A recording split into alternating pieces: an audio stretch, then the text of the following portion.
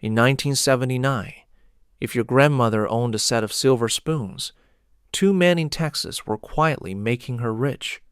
She had never heard their names. She had no idea they existed.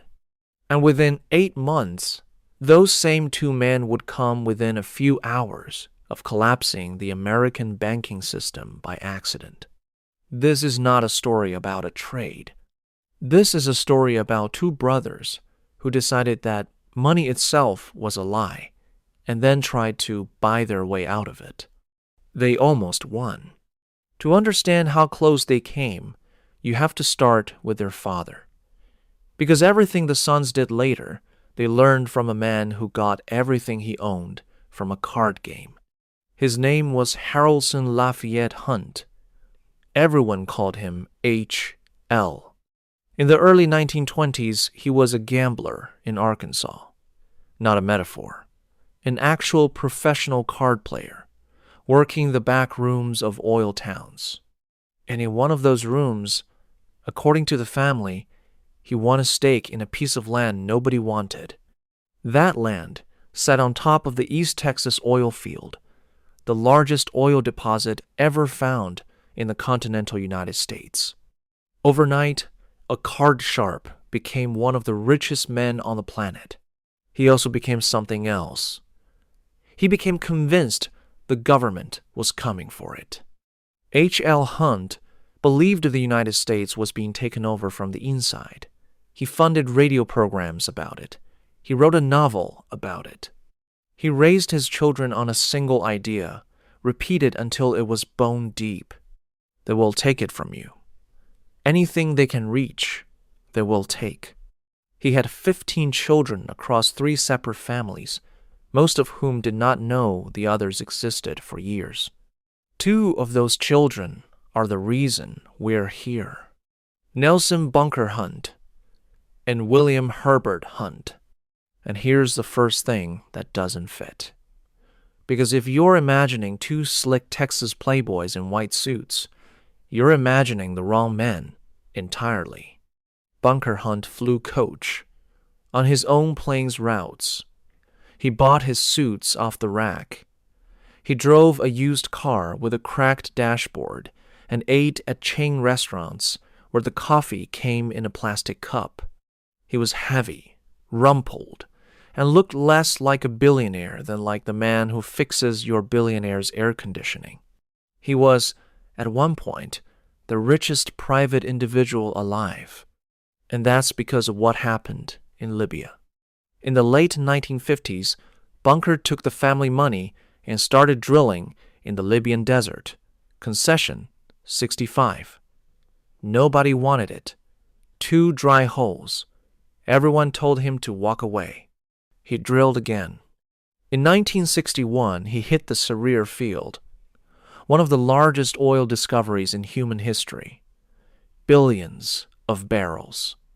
His personal share made him, by some estimates, worth $16 billion.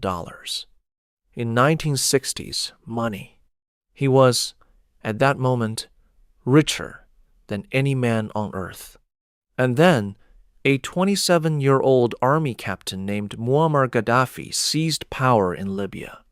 In June 1973, Gaddafi nationalized Bunker Hunt's entire stake, signed a piece of paper, took the largest private oil fortune in the world. There was no court, no appeal, no recovery. Bunker Hunt lost the greatest fortune in history in an afternoon, and he never got a single dollar of it back. And this is the exact moment the story turns. Because Bunker didn't get angry, he got a lesson. His father had told him they would come for what he owned. Now he had proof. But he'd drawn a more specific conclusion than his father ever had. It wasn't just that governments take things. It was which things they can take. They can take an oil field. It's in the ground. It has coordinates. You can't move it. They can take a bank account. It's a number in someone else's building. They can take paper, contracts, deeds, promises. There was only one kind of wealth Bunker Hunt believed no one could ever take from him. The kind you can hold in your hands. The kind you can put on a plane. And in 1973, there was a very specific reason he couldn't just buy gold. Because in the United States, it was illegal. It had been illegal since 1933. Executive Order 6102. Americans were forbidden from owning gold bullion. The ban would not lift until the last day of 1974. So Bunker went looking for a door that was still open. He found silver. Now, here's what you have to understand about silver in 1973, because this is the part that makes the whole thing rational. Silver is not just jewelry. Silver is industrial. It's in photographic film, and this was the age of Kodak, when every photograph on Earth consumed silver and destroyed it. It's in electronics, mirrors, dental fillings, batteries, solder. And here's the detail that lit Bunker Hunt up like a match. The world was consuming more silver every year than it was mining. The gap was being filled from stockpiles, government reserves, old coins, melted heirlooms. Stockpiles run out. He ran the numbers, and he came to a conclusion that most serious analysts at the time would have called insane, and that a handful would have called merely early. Silver, he decided, was the most underpriced asset on the planet. So in 1973, with the price sitting under $2 an ounce, Nelson Bunker Hunt and his brother Herbert started buying. And this is where they did the thing that made all of it possible. The thing that turned an investment into a weapon. They took delivery. When you buy a silver futures contract, you almost never actually want the silver. You want the price movement. So you sell the contract before it expires. The metal never moves. It sits in a warehouse and changes owners on paper forever. The entire market runs on the assumption that almost nobody ever asks for the actual metal. The Huns asked for the actual metal every time.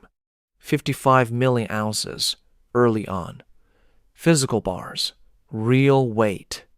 And then Bunker Hunt did something that tells you everything about what was going on in his head. He decided the silver wasn't safe in America. So he arranged for it to be flown to Switzerland. And he didn't hire a security firm. He went to his own ranch in Texas, and he hired cowboys, actual working cowboys. He armed them, put them on chartered Boeing 707s alongside 40 million ounces of bullion, and flew it across the Atlantic to vaults in Zurich. 3 plane loads of silver, guarded by Texas ranch hands with guns. That's not a portfolio strategy. That's a man who has already had everything taken from him once and has decided it will never happen again. But there was a warning sign, and everybody missed it. In 1977, the Hunt family had been caught doing something almost identical in a different market, soybeans. They'd accumulated a position far beyond the legal limits, spread across family members to disguise it. The government came after them. They were fined. The regulators now knew exactly who the Hunt brothers were and exactly what they liked to do. And nobody in Washington seems to have connected that to what was happening in the silver market. Not yet. Because through the rest of the 1970s, the world started to look exactly the way Bunker Hunt had predicted. Nixon had already severed the dollar from gold in 1971. Inflation was tearing through the American economy. By 1979, prices were rising over 13% a year. Savings accounts were melting. Bonds were being destroyed. The dollar was losing a fifth of its value every 18 months. Everything Bunker Hunt believed about paper money was coming true in public, in real time, on the evening news. He was not a crank anymore. He was right. And then, In 1979, he made a decision that turned a bet into a corner. He found partners. Through a Bermuda-registered company called International Metals Investment, the Hunts joined forces with some of the wealthiest men in Saudi Arabia, including members of the royal family and a financier operating out of Brazil. Oil money. Enormous, patient, silent oil money. Combined, they now had the firepower to do something no private group had ever done in a modern commodity market. Not to bet on silver, to own it. And the price started to move. $6 an ounce in early 1979. 8, 11, 16. And here's what makes a corner different from a rally.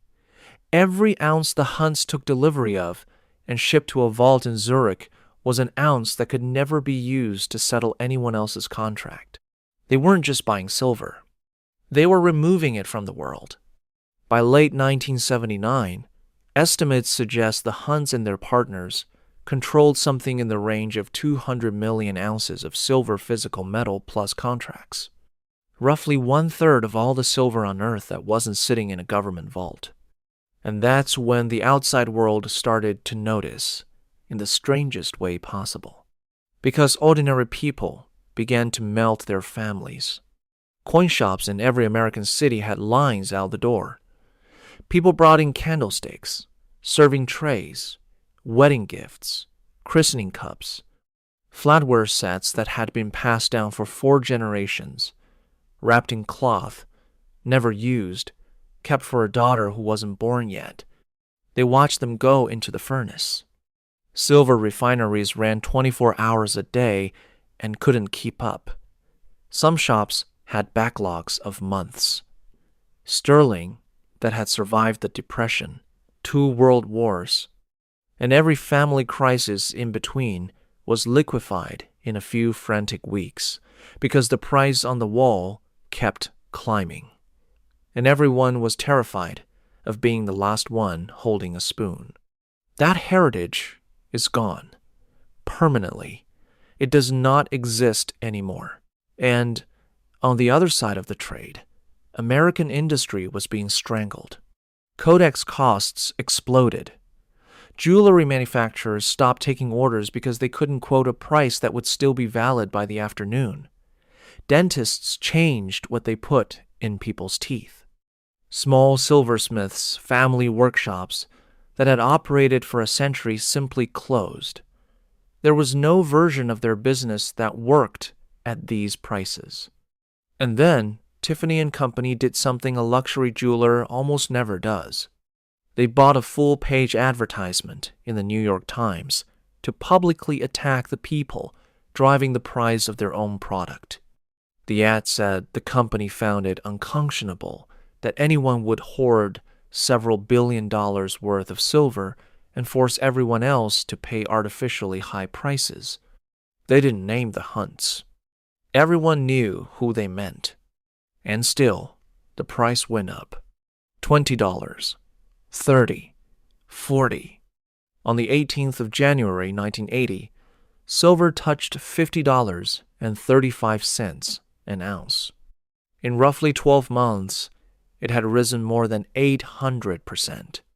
The Hunt brothers' silver position was worth somewhere around $4.5 billion. They had, in the most literal sense available to a private citizen, beaten the system that took Libya from them. And they held that victory for about 11 days. Because here is the thing about cornering a market that the Hunt brothers understood perfectly and underestimated completely. When you corner a market, you don't just beat the other traders. You become the market. And the market has a board of directors. On the 7th of January, 1980, the COMEX Exchange in New York, the place where American silver futures are traded, announced an emergency rule change. It's known to this day as Silver Rule 7. It placed severe new limits on how much silver any one trader could hold and how much of it could be bought on borrowed money. Margin requirements were raised. Position limits were slashed and scheduled to tighten further. That was damaging. 2 weeks later, on January 21st, they did something far worse. COMEX announced that silver trading was going liquidation only. Read that again, because it's the whole ball game. Liquidation only. You were permitted to sell silver contracts. You were no longer permitted to buy them. In a single announcement, the exchange removed the buyers from the market and left only the sellers. There is exactly one thing a price can do in that situation.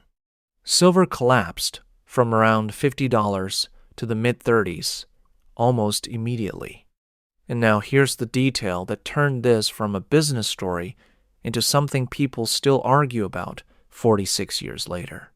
The board that voted for those rules was not a neutral government body. It was made up of traders, men from the firms that operated in that market. And several of them held short positions in silver, meaning they personally stood to make money if the price went down. They wrote the rule. They voted on the rule. The rule crushed the price. They profited. The Hunts would spend the next decade arguing this was theft dressed as regulation. The exchange would argue it was the only thing standing between the world and a market that has stopped functioning. Both of those things can be true at the same time. But it didn't matter what anyone believed, because the mechanism was now running, and the Hunt brothers were standing directly underneath it. They had bought enormous quantities of silver with borrowed money. And when the price of collateral falls, the lender calls. Through February and March of 1980, the margin calls came in waves. Every time silver dropped, the Hunts had to find cash. To find cash, some of the position had to be sold. Selling pushed the price down, which triggered a bigger margin call. That's not a market anymore. That's a drain. And then the last door closed. In March 1980, Federal Reserve Chairman Paul Volcker waging total war on inflation, with the prime rate climbing toward 20% imposed credit restraints that specifically discouraged banks from lending money for speculative commodity hoarding. The Hunt brothers, at the precise moment they needed to borrow more than anyone had ever borrowed, found that the entire American banking system had been instructed not to help them. On the 25th of March 1980, their brokerage, Bache, demanded a margin payment of $135 million. The Hunt brothers, sons of the richest man in America, holders of the largest private silver position in human history, could not pay it. And here is where a story about two eccentric Texans stops being about them at all. Because Bache had extended them credit, huge amounts of it. If the Hunts couldn't pay Bache, then Bache couldn't cover its own obligations. If Bache failed, it would take down the firms on the other side of his trades. Those firms owed money to banks. Those banks were connected to every other bank in the country. Federal officials began seriously modeling what would happen if a chain reaction started in the silver market and ran through the entire American financial system in a matter of days. On Thursday, the 27th of March 1980, the market found out. Silver fell from roughly $15.80 to $10.80. In one session, a third of the remaining value gone between lunch and closing. They still call that day Silver Thursday.